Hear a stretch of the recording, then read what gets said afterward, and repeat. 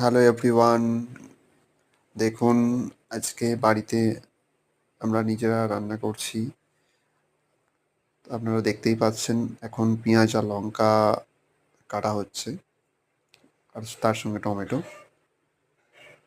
সেটা ভালো করে কুচিয়ে নিয়েছি। আমরা ম্যাগির একটা রেসিপি করছি, তো সেটা আপনাদের কেমন লাগছে দেখে।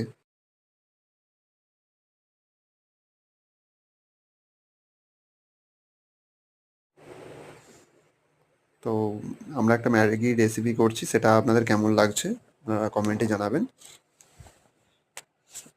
আর ভিডিওটি বেশি বেশি করে শেয়ার করবেন অ্যান্ড সাবস্ক্রাইবার। ওকে বন্ধুরা, ভালো থাকবে সবাই।